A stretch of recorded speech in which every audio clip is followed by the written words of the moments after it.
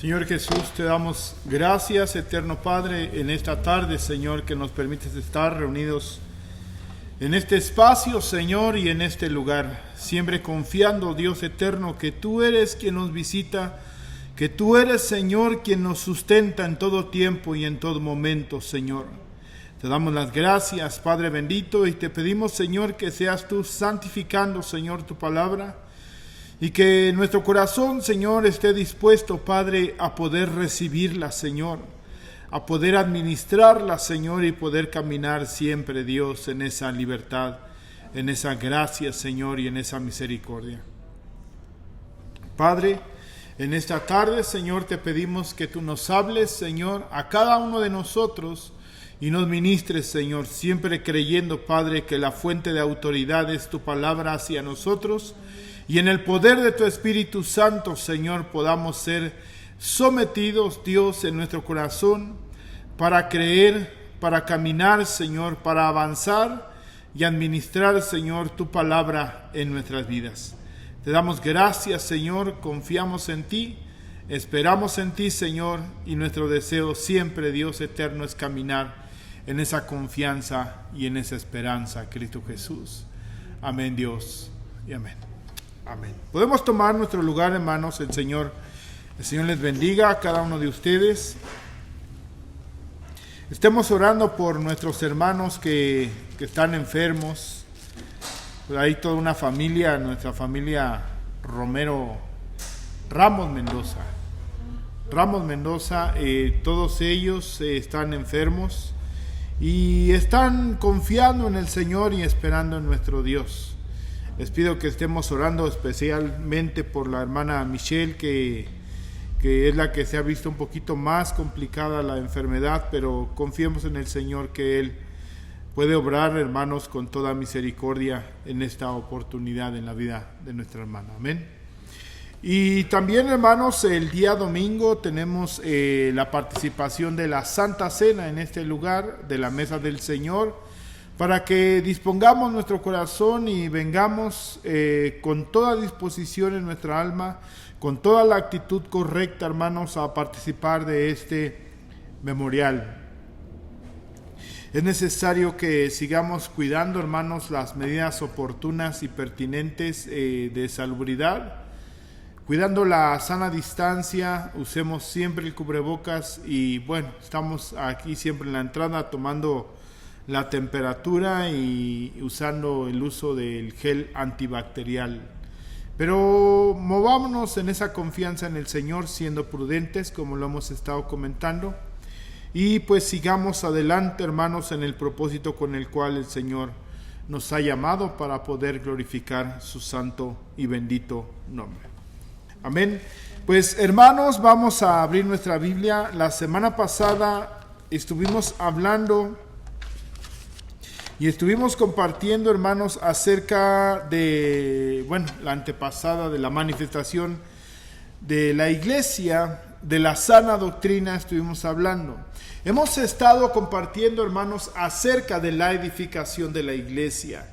Ya hemos hablado, hermanos, cómo es que Dios constituyó, Dios trabaja, Dios mismo está santificando una iglesia para sí mismo, para presentársela a sí mismo.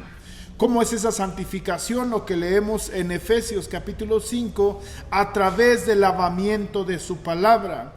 Y estábamos hablando, hermanos, hace 2 semanas exactamente acerca de cómo es la sana doctrina y decíamos, pero ¿cómo es esa sana doctrina en el Señor? Y estábamos leyendo Tito, la carta del apóstol Pablo a Tito, en el capítulo 2, versículo 1, pero tú habla lo que está de acuerdo con la sana doctrina. Y empieza a describir una serie de situaciones y acontecimientos donde se ve una efectividad de la palabra. Más allá, hermanos, de lo que creemos, de lo que se enseña, de lo que se habla, de lo que se proyecta en la palabra del Señor, nos habla, hermanos, a partir del versículo 2 y hasta el versículo 10, de actitudes de aquellos que han recibido la palabra del Señor, de aquellos que han recibido el evangelio del Señor. Y hemos estado hablando, hermanos, precisamente de esos 6 principios bajo los cuales tiene que caminar la iglesia. Y se tiene que ver una efectividad en nuestra vida si realmente, hermanos, tenemos un alto concepto de Dios y sabemos que Dios está aquí, está en nuestra casa, que Dios está en todo lugar, que Dios es omnipresente, que Dios es omnisciente, que Dios es todopoderoso, que Dios, hermanos, es amor, que Dios es misericordioso, que Dios es santo. Eso es conocer al Señor.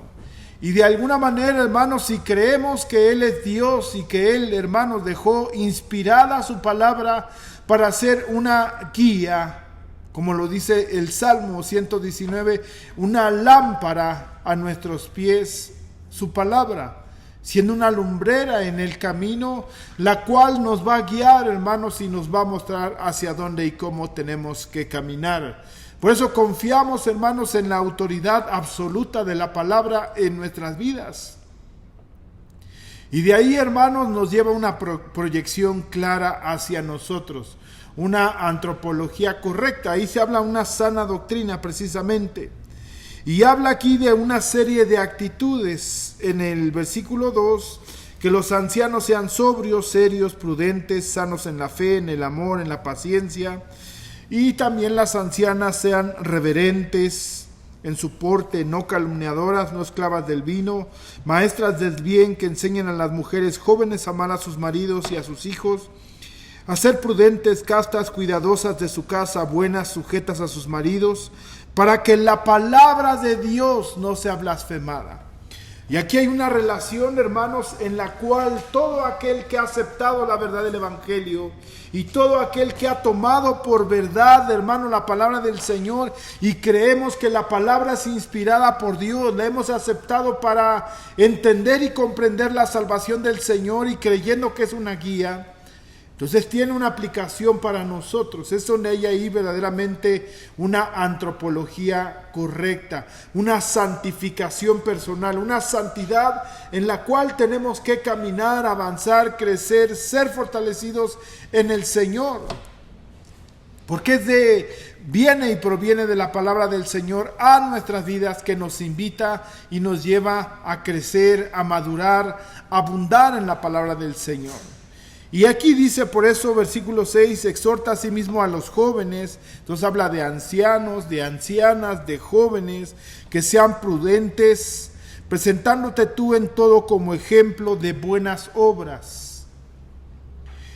En la enseñanza mostrando integridad y seriedad. Lo que está hablando Pablo, decíamos hace 2 semanas acerca del capítulo 1, versículo 5, que le mandó a corregir lo deficiente. Esa iglesia que ya estaba instituida, entonces empezó a manifestar ciertas deficiencias en su caminar, ciertas deficiencias en su actuar. Y aquí está hablando específicamente de ancianos, de ancianas, de jóvenes. También está hablando del presbiterio en ese momento, que son los pastores, obispos, ancianos. Les marca ciertas características que deben de tener y que deben de seguir, para que Tito pudiera llamarlos y la propia iglesia pudiera reconocerlos y decir, verdaderamente estos hombres sí cumplen con los propósitos y los requisitos. La única manera, hermanos, de ver si alguien es conforme al llamado del Señor es en la propia congregación. Por eso es importante congregarse, por eso es importante ser parte, hermanos, de una congregación y estar expuestos a la palabra y al propio escrutinio, hermanos, que no nos gusta en la comunión con nuestros hermanos.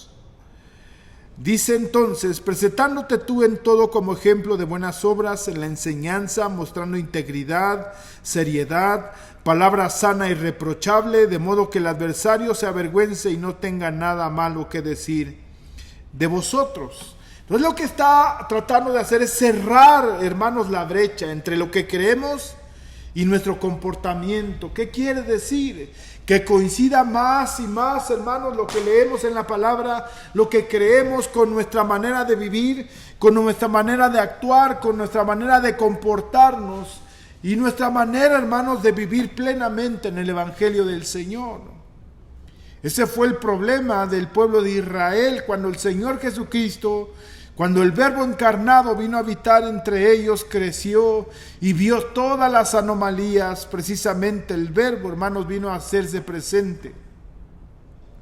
De la misma manera que Pablo envió a Tito para manifestar y corrigiese aquello que estaba deficiente. A diferencia, cuando vino el Señor Jesucristo, Él venía a corregir, pero desde la raíz, mostrando cuál era el propósito del templo, cuál era el propósito de la adoración, cuál era el propósito que Dios tenía con el hombre, cuál era el propósito que el Verbo se encarnara. El Señor vino a mostrarlo porque quizás la propia religión le había hecho olvidar al hombre cuál era el propósito, y específicamente al pueblo de Israel, el cual se había envuelto y estaba caminando, hermanos, siendo gobernado por la religión y no por Dios, siendo gobernado por los mandamientos del hombre y no precisamente por la palabra del Señor. Todo, hermanos, Mateo capítulo 23 es una corrección hacia cómo estaba viviendo el pueblo de Israel. Entonces el Señor viene a dar ejemplo y viene a mostrar que la ley se puede cumplir completamente.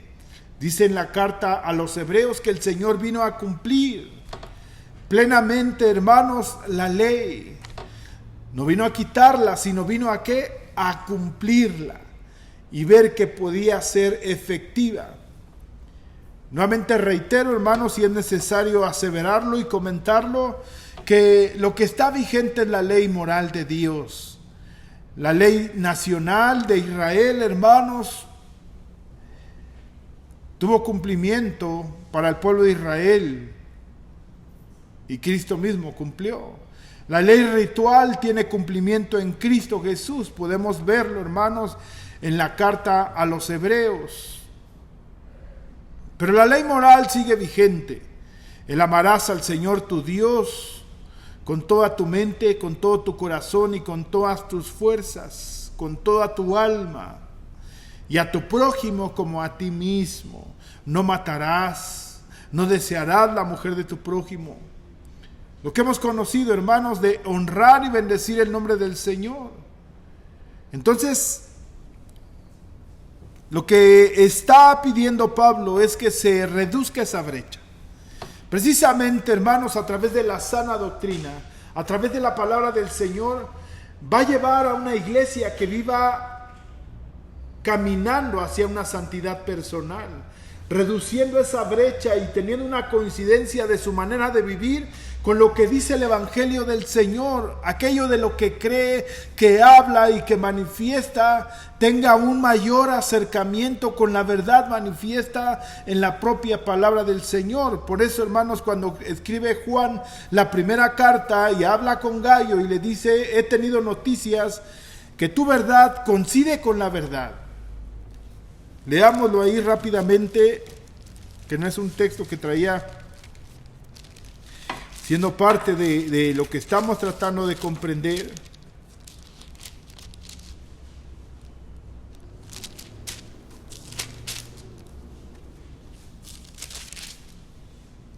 Tercera carta de Juan.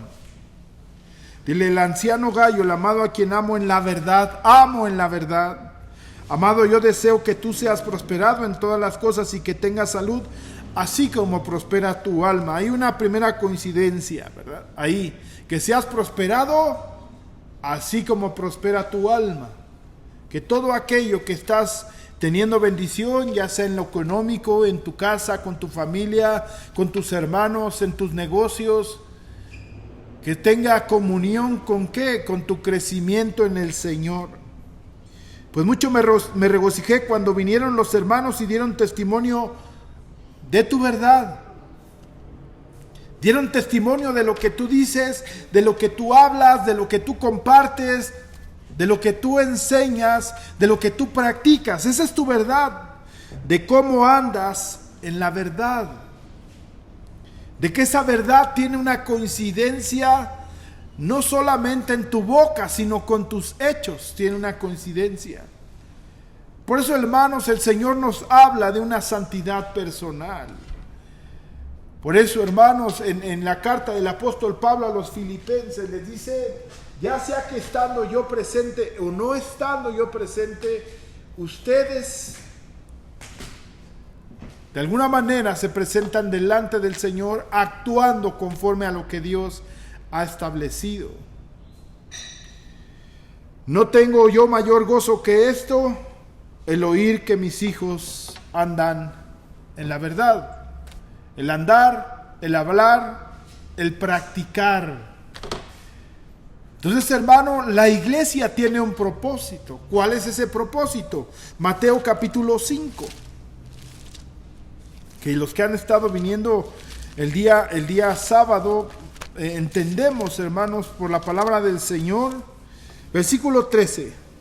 Vosotros sois la sal de la tierra, pero si la sal se desvaneciere, ¿con qué será salada? No sirve más para nada, sino para ser echada fuera y hollada por los hombres. Mas vosotros sois la luz del mundo. Una ciudad asentada sobre un monte no se puede esconder, ni se enciende una luz y se pone debajo de un almud, sino que sobre el candelero, y alumbra a todos los que están en casa. Así alumbre vuestra luz delante de los hombres, para que vean vuestras buenas obras y glorifiquen a vuestro Padre que está en los cielos. Aquí, si se dan cuenta, hermanos, el Señor Jesucristo empieza a hablar en el principio de su ministerio diciendo, pues es más allá de lo que hablan, sino de sus obras, de sus prácticas, de su actuar. Por eso el Señor se atreve a decir acerca de los escribas y de los fariseos, diciéndole, lo que ellos les digan, eso hagan, pero lo que ellos hacen no los imiten. No tengan esas prácticas. Hermanos, aquí está hablando de una situación en la cual el Señor Jesucristo le dice, no pueden aspirar a ser como ellos. ¿Por qué? El Señor lo declara de una manera rotunda, porque son hipócritas, sepulcros blanqueados. El Señor entonces aquí dice, así alumbre vuestra luz delante de los hombres, para que, hay un propósito, para que vean vuestras buenas obras y glorifiquen a vuestro Padre que está en los cielos. En todo momento, lo que el Señor se proponía es que realmente el hombre creyera y viviera el Evangelio. Que es a lo que nos quiere llevar el Señor. Lo mismo hace Pablo, lo mismo hace Juan, lo mismo hace Pedro, lo mismo hace Esteban, Felipe, de los que podemos leer aquellos que compartieron en su momento. Y el más claro y el más demandante de todos, que en su momento ha generado una confusión, Santiago. Muéstrame tu fe y yo te mostraré mis obras. Santiago, hermanos, es un escrito en el cual pudiera parecer una demanda de lo que se ve. Aquello que los hombres, hermanos, tenían que practicar, vivir y perfeccionar por la fe puesta en Cristo Jesús. La salvación es por fe, lo tenemos muy claro. ¿Por fe en quién? En Cristo Jesús. Y esa fe, hermanos, aún no viene de nosotros. Efesios capítulo 2. Versículo, creo que es el 7.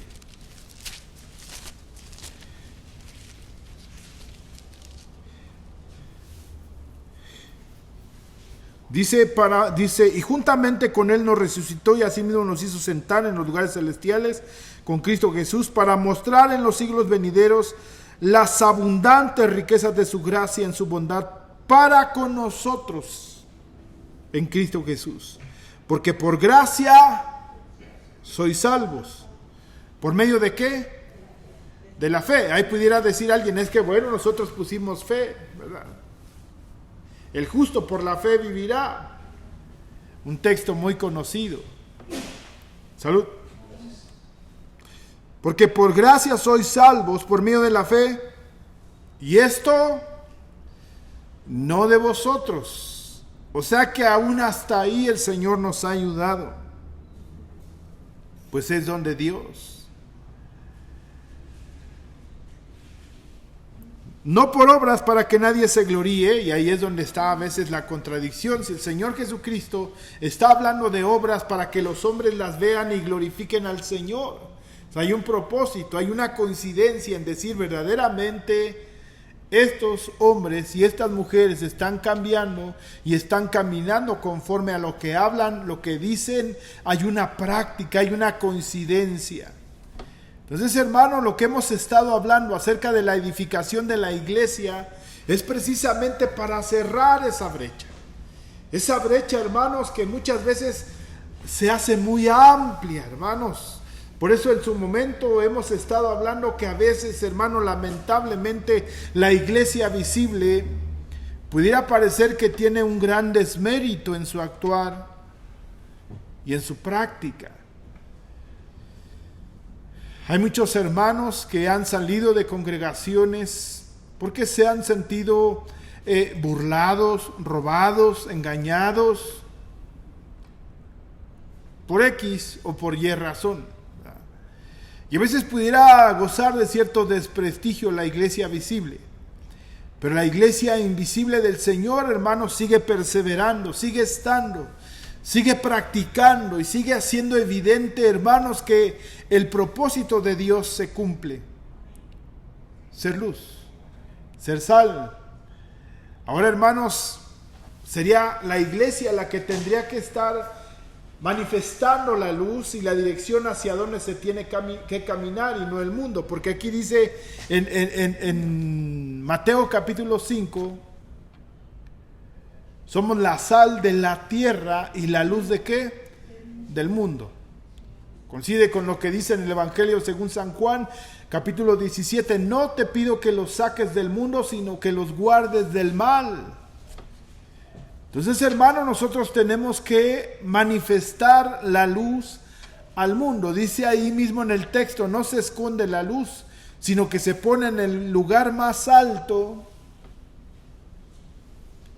para alumbrar, para manifestar.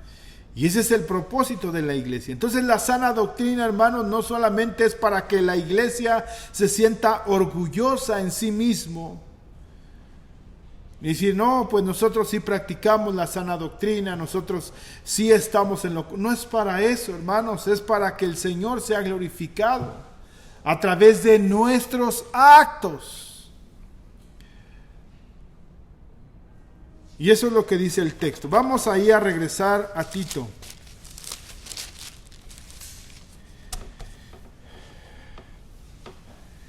Versículo 9, ahí nos quedamos. Exhorta a los siervos a que se sujeten a sus amos, a que agraden en todo, que no sean respondones. No defraudando, sino mostrándose fieles en todo. Para que en todo, ahí es donde decíamos, adornen la doctrina de Dios nuestro Salvador. ¿Cómo vamos a adornar la doctrina? Con nuestras obras. No para salvación, creo que lo tenemos claro que no es para salvación, sino para manifestar que lo que el Señor dijo es cierto y es verdadero, que nosotros lo creemos y por eso lo hacemos y por eso actuamos. Entonces Pablo, debemos recordar, le está escribiendo a Timoteo cuál es la directriz que tienen que seguir los hermanos en la congregación.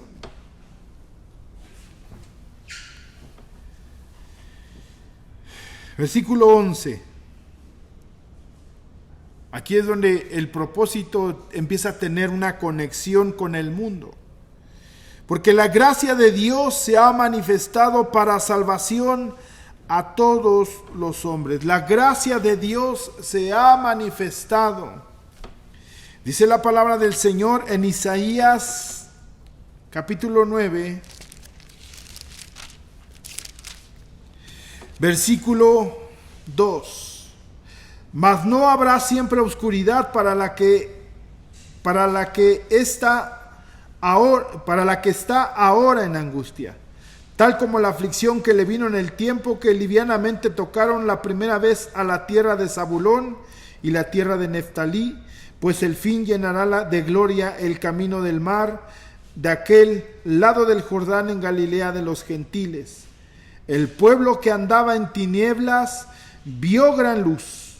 Los que moraban en la tierra de sombra de muerte, luz resplandeció sobre ellos. Y esa es precisamente, hermanos, la descripción de Efesios capítulo 2 del versículo 1 al 5. Estábamos muertos. Estábamos, hermanos, en obscuridad, estábamos en tinieblas y el Señor, hermanos, vino a manifestarse. Ahí la palabra manifestarse que dice en Timoteo es una parusía, una manifestación, una evidencia. ¿De qué? De la realidad del Señor. Ahora, hermanos, por eso hemos creído lo que dice en Juan capítulo 1, versículo 14. Dice que el Verbo vino a hacerse carne. Y vimos la gloria de Dios, la gloria como del unigénito. Nosotros hemos creído en ello, hermanos. Por eso es que debe de haber una coincidencia en la iglesia. Por eso se marca una directriz de sí cómo está siendo edificada la iglesia. Y como lo dice en primera carta de Timoteo, capítulo 3, versículo 16, porque es baluarte de la verdad. Columna y sostén, hermanos, para manifestar. Y en ello va a ser evidente y claro quién es Dios. No solo como algo ajeno que está en un templo. No solo algo como que es de una religión. No solo como algo que Dios está en el cielo y nosotros estamos aquí en la tierra. No solo como algo que se mira tan lejano, hermanos. Por eso la gente, cuando a veces le compartimos el evangelio, dice, pues cuando esté bien voy a ir a la iglesia. Porque la gente cree que no se puede acercar a Dios. Porque hay ciertos requisitos que enseña la religión, que para acercarse a Dios tiene que cumplir ciertos rituales. Entonces, hermano, la iglesia está siendo edificada, pero para que se manifieste, no solamente en un lugar, sino que manifieste la luz, sea la sal de la tierra.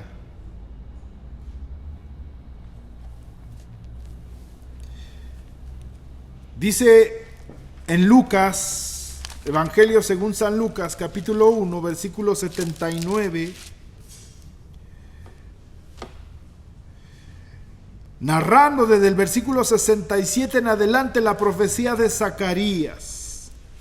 Pero específicamente, hermanos, en el versículo 79 dice, porque la entrañable misericordia de nuestro Dios con que nos visitó desde lo alto de la aurora, para dar luz a los que habitan en tinieblas y en sombra de muerte, para encaminar nuestros pies por camino de paz. Esa es la profecía, manifiesta en quién, en Cristo Jesús, versículo 80, y el niño crecía y se fortalecía en espíritu y estuvo en lugares desiertos hasta el día de su manifestación a Israel. El Señor tenía que manifestarse. Ahora sabemos y hemos estado hablando que la cabeza de la iglesia, ¿quién es? Cristo Jesús, ya se manifestó. Ahora lo que se busca es una coincidencia, hermanos, con esa cabeza que es Cristo Jesús, en el caminar, en el desarrollo, en la dirección, en la proyección, en el cumplimiento de la iglesia. Esa es la sana doctrina, para eso es la sana doctrina. Y eso es lo que le está mandando Pablo a Timoteo. Miren, Hechos capítulo 26, versículo 18, que ya es un texto, hermanos, que hemos leído muchas veces. Es el testimonio de Pablo ya con una claridad, hermanos. Si antes, cuando leíamos en Hechos capítulo 9, donde decía que únicamente fue cegado, no entendía, Llegó Ananías para orar por él, hermanos, y él no entendía, no comprendía, estaba en oración. Dice que llegó a orar por él para que le fuera dado el Espíritu. La palabra no lo explica, pero no hay una comprensión, pero sí vemos un desarrollo, un crecimiento, un entendimiento, una claridad del propósito que tenía. Es por eso, hermanos, que la iglesia debe de tener una directriz, una formación, una claridad en la palabra, un crecimiento, un entendimiento. Dice en Hechos capítulo 26, versículo 16, pero levántate y ponte sobre tus pies, porque para esto he aparecido a ti, para ponerte por ministro y testigo de las cosas que has visto y de aquellas en que me apareceré a ti, librándote de tu pueblo y de los gentiles a quien ahora te envío. Y aquí ya dice claramente el propósito manifiesto a los hombres, para que abra sus ojos, para que se conviertan de las tinieblas a la luz y de la potestad de Satanás a Dios, para que reciban por la fe que es en mí perdón de pecados y herencia entre los santificados. Entonces Pablo ya manifiesta con claridad cuál es el propósito del Señor. Ya no tiene, hermanos, sabemos, Satanás sigue estando, ¿verdad? Es el príncipe de este mundo. Pero aquí dice, ¿verdad? Para librarnos de esa potestad. Sigue estando, pero ya no tiene gobierno ni dominio, porque hay un Dios que está sobre nosotros, que es Cristo Jesús, quien ejerce un señorío sobre nuestras vidas. Por eso debemos de tener claro, hermanos, en nuestro corazón que es el día del Señor. ¿Quién es el Señor? Si no tenemos claro quién es Dios, hermanos, vamos a estar metidos. Aunque aquí digamos, hermanos, nosotros no somos una religión, nosotros hablamos o queremos vivir conforme a la palabra del Señor, compartiendo la sana doctrina, pero si tú no lo entiendes, aunque estés en un lugar donde se hable y se comparta la palabra, tú vas a estar en una religión. ¿O yo? Porque es el actuar, hermanos, lo que hace evidente que no estamos en una religión más, sino que verdaderamente somos la iglesia de Jesucristo. Por eso es que Pablo envía a Tito, a que corrija. ¿Cuál es la manera de corregir? Segunda de Timoteo 3:16, el propósito de la palabra, ¿verdad? Son 5 cosas o 4 cosas que están ahí mencionadas para el cual es el propósito de la palabra.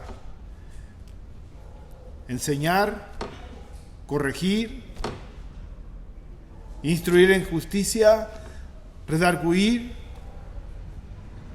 Es a través de la palabra, hermanos, el medio por el cual Dios estableció para que la gracia de nuestro Dios fuera abundante en nosotros. Y aunque bien, hermanos, como dice Hebreos, la corrección en un momento produce dolor, produce tristeza, la disciplina, pero Dios, hermanos, en ello causa bendición en el Hijo que es corregido. Regreso ahí a Tito. Porque la gracia de Dios se ha manifestado para salvación a todos los hombres. Colosenses 1:26, en esa misma tendencia que estamos leyendo. Colosenses 1:26. Ahora me gozo en lo que padezco por vosotros y cumplo en mi carne lo que falta de aflicciones en Cristo por su cuerpo, que es la iglesia, del cual fui hecho ministro según la administración de Dios para que me fue dada para con vosotros, para que anuncie cumplidamente la palabra de Dios. El misterio que había estado oculto desde los siglos y edades, pero ahora ha sido manifestado a sus santos. Esa es la manifestación. Ahora ahí en ese conflicto, ¿verdad? donde dice para salvación de todos los hombres. Lo mismo dice en 1 de Timoteo 2:4, que el deseo del Señor es que todos los hombres se salven. Ese es el deseo. Pero 1 de Timoteo 4:10 dice, fíjese cómo dice: porque por esto mismo trabajamos y sufrimos oprobios, porque esperamos en el Dios viviente, que es el Salvador de todos los hombres, mayormente, ¿de quiénes? De los que creen. Entonces ahí como que se reduce ya no a todos, sino a aquellos que creen. Creen en el Señor Jesús y tú y tu casa serán salvos. Entonces ahí se reduce, hermanos. Segunda de Timoteo, capítulo 1, versículo del 9 al 10. Por tanto, no te avergüences, versículo 8, de dar testimonio de nuestro Señor, ni de mí, preso suyo, sino participa de las aflicciones por el Evangelio, según el poder de Dios, quien nos salvó y llamó con llamamiento santo, no conforme a nuestras obras. Si no, pues no calificaríamos ninguno, sino según el propósito suyo. ¿El propósito de quién? De Dios. Por eso, hermanos, si buscamos tener cumplimiento de por qué nos llamó el Señor, no tenemos que buscarlo fuera del Señor, sino en Cristo Jesús. Porque Él nos permitió la vida, Él nos dio la vida, Él nos puso en un lugar, en un hogar, en esta ciudad, en este país, en este tiempo, siendo hombre o siendo mujer, para cumplir un propósito. ¿El propósito de quién? El propósito de Dios. Por eso estuvimos leyendo, hermanos, Efesios, que ese propósito está en el Señor Jesucristo y no en nosotros. Según el propósito suyo y la gracia que nos fue dada en Cristo Jesús antes de los tiempos de los siglos, pero que ahora ha sido manifestada por la aparición de nuestro Salvador Jesucristo, el cual quitó la muerte y sacó a la luz la vida y la inmortalidad por el Evangelio. Eso es lo que hizo el Señor. Y eso es lo que está pidiéndole a Tito que enseñe, que lo tenga claro, que lo practiquen. Leámoslo. Enseñándonos. Versículo 12. Capítulo 2, versículo 12 de la carta del apóstol Pablo a Tito. Porque por la gracia de Dios se ha manifestado la salvación a todos los hombres, enseñándonos que renunciando a la impiedad y a los deseos mundanos, vivamos en este mundo, en este siglo, sobria, justa y piadosamente. ¿Cómo dice que vivamos? Sobria, justa, piadosamente. Pero para hacer eso tenemos que renunciar ¿a qué? A la impiedad. Y es lo que no nos gusta, hermanos. El día domingo vamos a hablar de eso, del corazón que está dividido, del corazón que no coincide con el Señor, que le cuesta trabajo abandonar sus deseos y sus prácticas.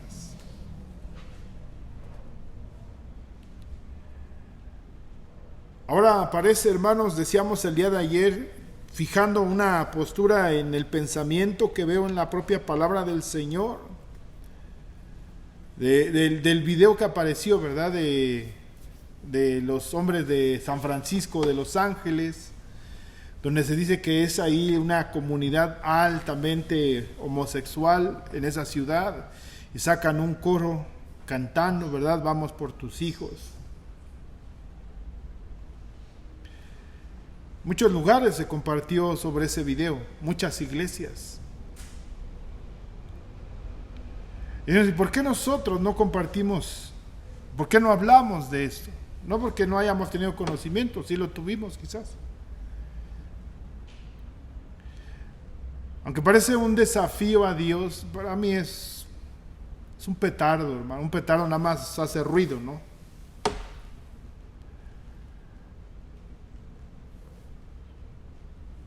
¿Por qué? Pues decimos, hermano, Satanás no es tan evidente.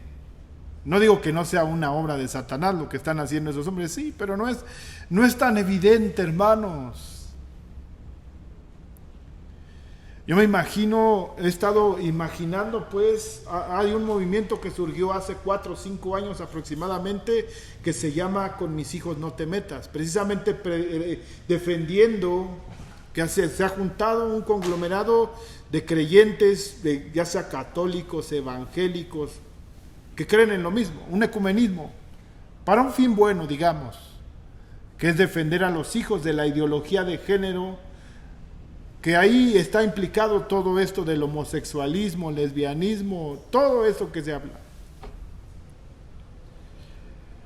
Esa defensa de con mis hijos no te metas, ¿verdad? Yo tengo esa imagen, hermanos, con la gente indignada, ¿verdad? Así como hasta con una cruz, enfrentando a aquellos, ¿verdad? Porque muchos se ofendieron por el video. Sí, es una ofensa. Pero quizás indignados, mostrando quizás una cruz y diciendo, con mis hijos no te metas, ¿verdad? Y atrás de ellos sus hijos, escudados atrás de sus padres, pero con un iPad en la mano. Eso es lo ridículo, hermanos. Diciendo y declarando, con mis hijos no te metas, pero realmente, ¿cuál es la atención que tenemos con nuestros hijos? Por eso, hermanos, sí nos escandaliza algo que sea tan evidente, pero no nos escandalizamos, hermano, cuando en la tele vemos una mujer medio desnuda.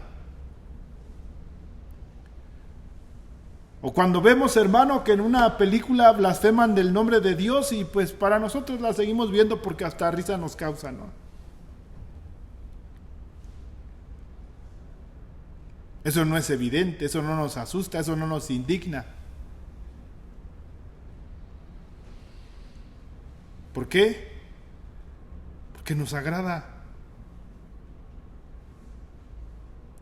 Por eso dice aquí en el Padre, es difícil dejar nuestra impiedad, hermanos. Porque nos hallamos en un deleite en esas situaciones y en esas cosas. Y por eso lo que es evidente, eso sí, nos escandaliza y gritamos y nos indignamos y nos enojamos. Porque es tan evidente. Pero con lo que no es evidente, pero nosotros sabemos, hermanos, que está incorrecto, no hacemos nada. Esa es la incongruencia del Evangelio, de nosotros, en la práctica del Evangelio.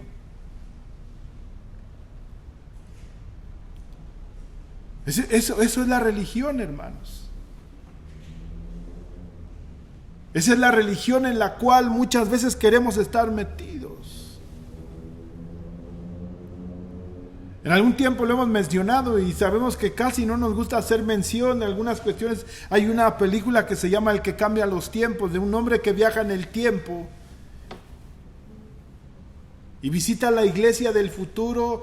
Pero hermano, se asusta porque cómo van vestidas las mujeres a la iglesia, cómo no se respeta el día del Señor, cómo evangelismo es ir al cine. Una serie de circunstancias que le parece a él es que no puede ser lo que está pasando. Y precisamente él piensa que es enviado al futuro porque él está escribiendo un libro acerca del concepto de Dios. ¿Quién ha escrito? Jesús. Donde precisamente se desvía el decir es que Jesús es tu amigo. Es verdad. Jesús es amor. Es verdad. Pero también es verdad que es santo. Pero también es verdad que es Señor, que es soberano.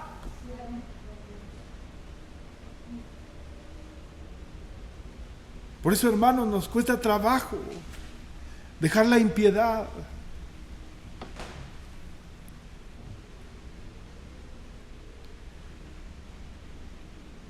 Y quizás no quería mencionarlo así, no vamos a odiar a los homosexuales, ¿verdad? Hay que compartirles el evangelio. A nosotros cuando alguien nos habló, no nos dijo que éramos unos pecadores, ¿verdad?, insensatos. Pero en la manera que vivíamos, hermanos, también era una manera perversa delante de Dios. Ya vimos la descripción, muertos, en tinieblas.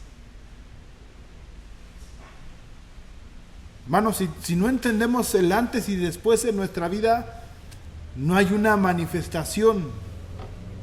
El hermano Fernando, hermanos, lo compartía el domingo acerca de la muerte. Es separado. ¿Separado de quién? Separado de Dios, hermanos. Estábamos separados de Dios, lo mismo que hoy esos hombres y esas mujeres están separados de Dios. Y aunque su pecado es muy escandaloso, hermanos, es lo mismo que el hombre que está caminando en la calle y no hace evidente su pecado ni su maldad. Como la atrocidad, hermanos, de hace poco del hombre de Atizapán que mataba a mujeres, es algo inconcebible. Llevaba una bitácora de lo que hacía, de cuánto pesaban sus miembros. Es una locura, hermanos, pero eso fue manifiesto. Esa es la maldad, hermanos, del hombre. Por eso, para poder vivir, hermanos, en el Señor plenamente, dice aquí de una manera sobria, debemos de renunciar a la impiedad, a los deseos mundanos. Y vivamos en este siglo sobria, justa y piadosamente. ¿Cómo vamos a hacer eso?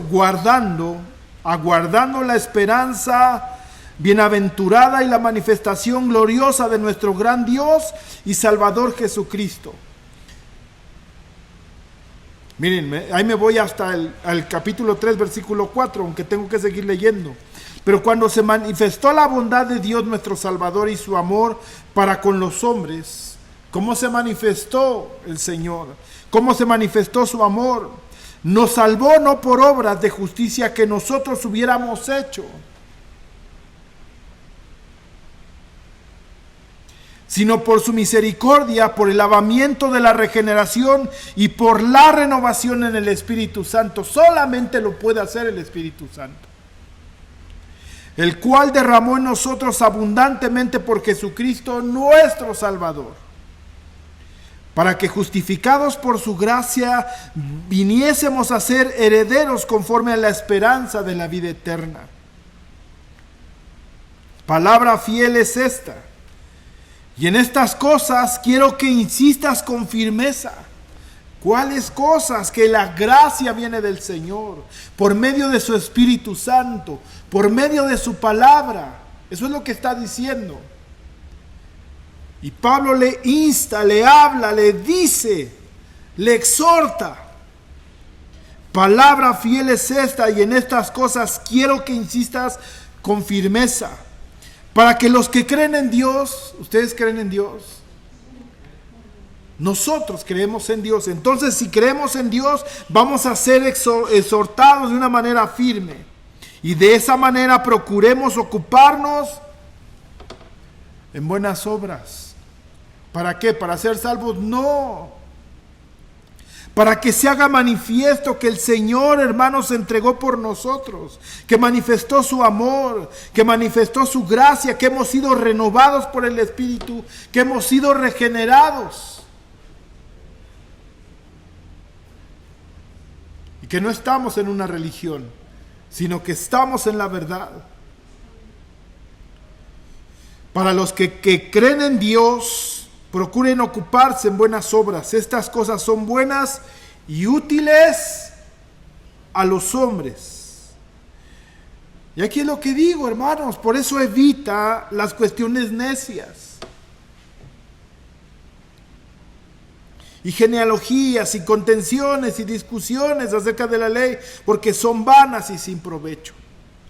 Al hombre que cause divisiones después de una y otra amonestación, deséchalo, sabiendo que el tal se ha pervertido y peca y está condenado por su propio juicio. Regreso al versículo 13 del capítulo 2. Aguardando la esperanza bienaventurada y la manifestación gloriosa de nuestro gran Dios y Salvador Jesucristo, que ya viene una descripción ahí en el capítulo 3 del versículo 4 al versículo 7. Quien se dio a sí mismo, versículo 14, por nosotros para redimirnos de toda iniquidad y purificar para sí un pueblo propio, celoso de buenas obras. O sea que no nada más el Señor nos salvó y nos dijo, ya estás aquí, eres mi hijo, eres la niña de mis ojos, qué lindo te ves aquí. No, hay un propósito en el Señor que se tiene que hacer manifiesto, hermanos, a través de la iglesia. Somos la iglesia del Señor. Somos aquellos que nos redimió. Dice que se dio a sí mismo por nosotros para redimirnos de toda iniquidad.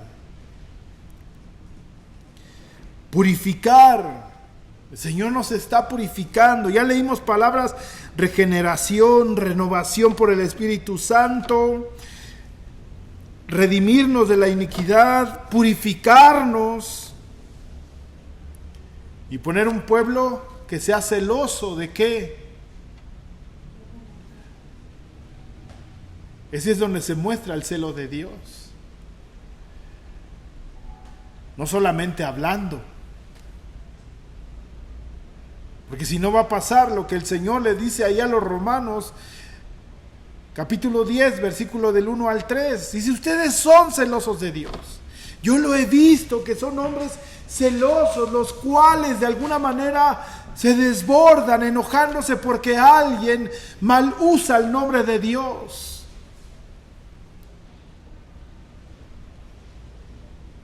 Yo soy testigo, dice Pablo, que son celosos de Dios, pero no coincide con lo que el Señor quiere. Romanos capítulo 10. Hermanos, ciertamente el anhelo de mi corazón y mi oración de Dios por Israel es para salvación, porque yo les doy testimonio de que tienen celo de Dios, pero no conforme a ciencia, porque ignorando la justicia de Dios, o sea que ignorando todo lo que leímos, hermano, ahora en este texto,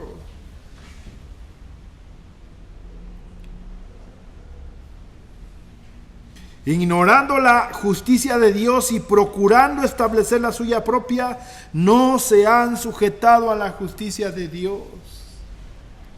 Porque Dios se prepara un pueblo para sí mismo. Lo purifica con el lavamiento de su palabra. Así prepara una esposa, dice en Efesios capítulo 5, versículo 25. El Espíritu Santo regenera, hermanos. Entonces, hermanos, no pongamos nuestra propia justicia. Por eso el tener una antropología correcta es decir, bueno, ¿qué quiere Dios? No, ¿qué quiero yo? Por eso cuando el Señor le dijeron, enséñanos a orar, Él dijo, van a orar así: Padre nuestro que estás en los cielos, santificado sea tu nombre.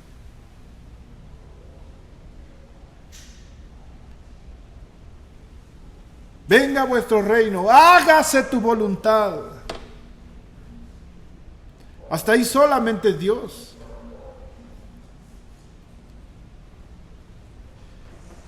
Es complicado. Porque pedirle al Señor no lo que yo deseo, sino que se cumplan sus propósitos.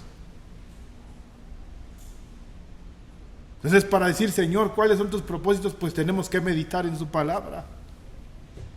Hay necesidades que nos apremian, hermano, que están a la puerta ahí tocando las necesidades, la enfermedad, la economía, hermanos. los hijos, la situación en casa, en la familia, en el trabajo, con los hermanos. Tenemos que decir, ¿cuál es tu voluntad, Señor? Entonces no pretendamos, hermanos, imponer nuestra propia justicia, sino la justicia de Dios. Esa es la sana doctrina. No solamente son enseñanzas, sino es, hermanos, cerrar la brecha entre lo que se enseña, entre lo que se habla y lo que se practica. Sabemos que somos hombres, que somos mujeres, que somos débiles, que fallamos, que pecamos delante del Señor, que nos equivocamos en decisiones. Pero también tengamos esa oportunidad, hermanos, de reconsiderar, de pedirle perdón al Señor, de reconocer, hermanos, hacer a un lado nuestro orgullo y humillarnos delante del Señor y reconocer, hermanos, que necesitamos de Dios. Y vamos a ir cerrando esa brecha, hermanos. Termino leyendo Tito. Estamos en Tito, ¿no? Estoy revuelto aquí. Tito.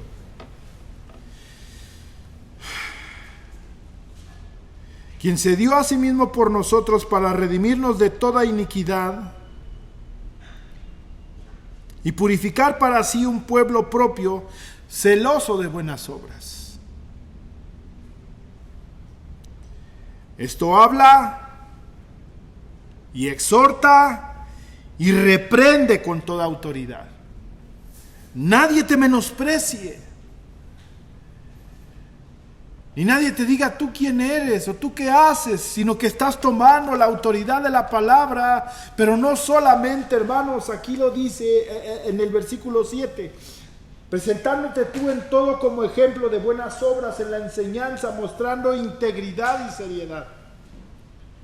O sea, no solamente es un religioso que se para a hablar y a decir qué hacer, cómo no hacer, sino que además ese se está sometiendo. Por eso nadie te puede menospreciar si realmente vives el Evangelio. Recuérdales que se sujeten a los gobernantes y autoridades, que obedezcan, que estén dispuestos a toda buena obra, que a nadie difamen, que no sean pendencieros, sino amables, mostrando toda mansedumbre para con todos los hombres. Porque nosotros también éramos en otro tiempo, aquí es donde te digo, nosotros éramos en otro tiempo también insensatos, rebeldes, extraviados, esclavos de concupiscencias y deleites diversos, así como ahora ese video indignante, ¿va? Eso éramos nosotros, hermanos, en otro tiempo. En otra proyección, sí, quizás. Éramos en otro tiempo insensatos, rebeldes, extraviados, esclavos de concupiscencias y deleites diversos, viviendo en malicia y en envidia, aborrecibles y aborreciéndonos unos a otros. Esa era nuestra condición. Por eso el Señor tuvo misericordia de nosotros. Pero sí, el Señor se para, ¿verdad? Y dice, bueno, ahora aquí están los que están vivos, los que están siendo regenerados, los que están siendo renovados en el Espíritu, los que están siendo preparados y transformados. ¿Para qué? Para guardarlos en una cajita y ponerlos debajo de la cama. Celoso de buenas obras. Pero no olvidando que en algún momento, hermanos, ¿cuál era nuestra condición? Es donde ahí, hermanos, no somos religiosos. Y nos volvemos como aquel que estaba en el templo. Yo no soy como este pecador.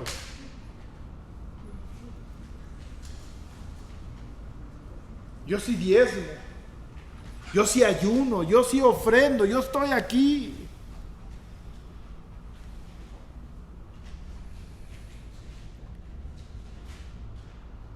Nunca olvidemos, ni dejemos de tener claro, hermanos, quiénes éramos y quiénes somos. Pero no bajo una cortina de religión, sino bajo la lluvia de la palabra del Señor, transformando, cambiando nuestro corazón, nuestro pensamiento y nuestra alma, hermanos.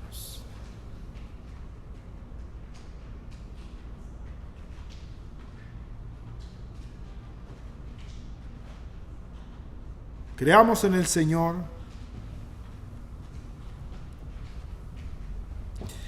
Porque cuando viene toda esta descripción en el versículo 3, lo que éramos nosotros, esclavos de concupiscencias, deleites diversos, viviendo en malicia, en envidia, aborreciéndonos unos a otros, pero cuando se manifestó la bondad de Dios nuestro Salvador y su amor para con los hombres, nos salvó por las obras de justicia, no por las obras de justicia que nosotros hubiéramos hecho, sino por su misericordia.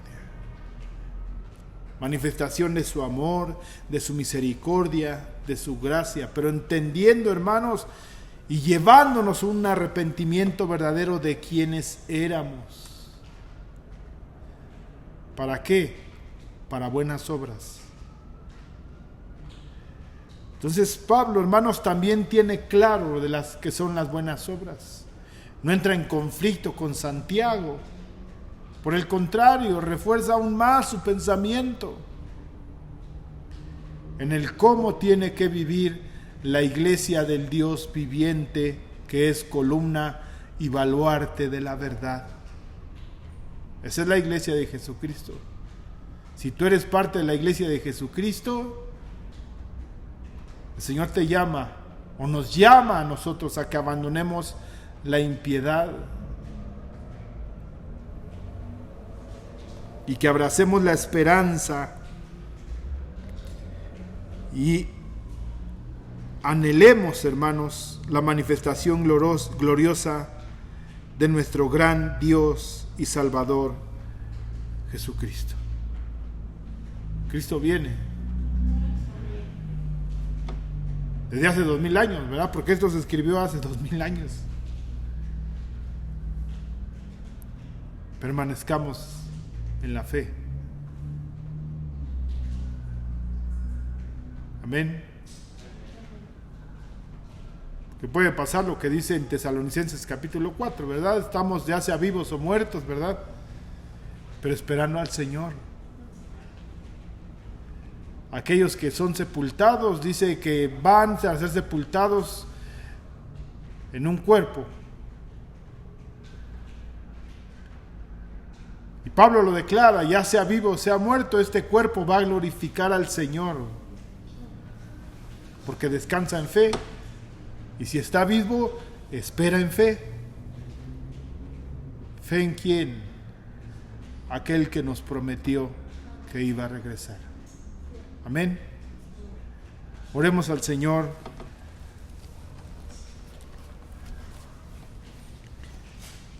Que verdaderamente, hermanos, seamos edificados,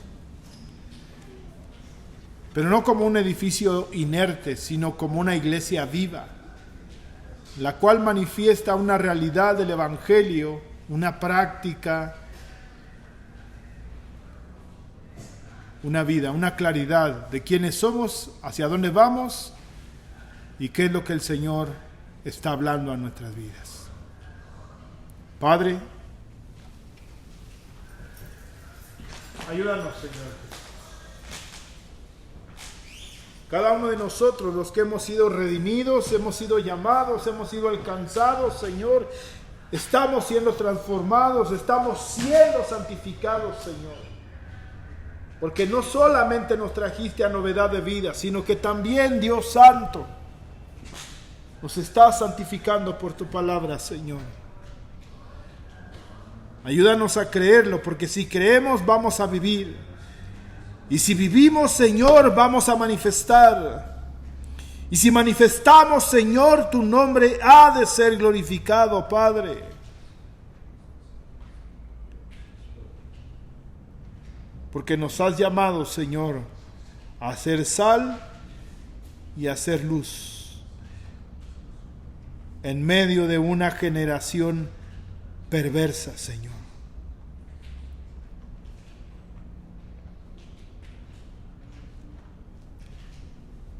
No tenemos que ser luminares de este mundo, Señor. Donde hay tinieblas, Señor, nos has llamado a ser luz, a ser vida, a ser gracia, Señor, y misericordia, que no proviene de nosotros, sino proviene de ti, Señor. Ayúdanos, Cristo Jesús. Que en el entendimiento y en la claridad venga a nuestro corazón y a nuestra alma, Señor, esperando confiadamente en ti. Gracias, Señor Jesús. Gracias, Señor Santo y bendito. Ayúdanos, Señor, y que verdaderamente manifestemos que hemos creído en ti. Gracias, Señor Jesús. Amén, Dios.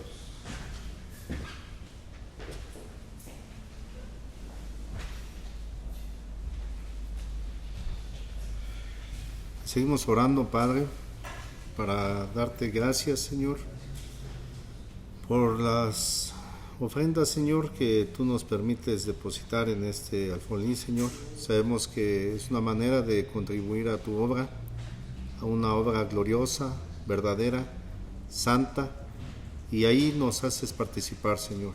Gracias por esa enorme bendición, y es un acto de misericordia también de tu parte para nosotros, Señor, al participar de estas ofrendas para tu obra, Señor. En ese sentido, Señor, te pedimos, te suplicamos, Padre, que no te olvides, Señor, de las necesidades de cada una de las familias que aquí se representan. Todos, Señor, de alguna manera tenemos la necesidad de que tú sigas obrando en nuestra vida, Señor, y en esas áreas también de las finanzas y la economía, del trabajo, Señor, y de los esfuerzos intelectuales o físicos. Nos te pedimos, Padre, que seas tú, Señor, ministrando de tu amor, poder, en esa misericordia eterna, Padre, para que podamos ser nosotros testigos de que tú, Señor, siempre provees, Padre, con tu mano de poder, tu mano de misericordia. Gracias, eterno Dios, y oramos también, Padre, para darte gracias por este tiempo, Señor, en el que nos has permitido reunirnos, para escuchar, Señor, la admirable, asombrosa, Señor, palabra tuya, Señor, que es mensaje, que es consejo, Padre, pero también es exhortación, también, Señor, es enseñanza. Y, Padre, permite que seamos entendidos, que la comprensión, Señor, de todo ello que hoy nos has hablado, sea, Señor, para que nosotros podamos seguir edificándonos y al mismo tiempo ser partícipes, Señor, de la edificación de tu congregación, de tu iglesia, Señor, que es columna y baluarte de la verdad. Gracias, Padre, y te pedimos que nos acompañes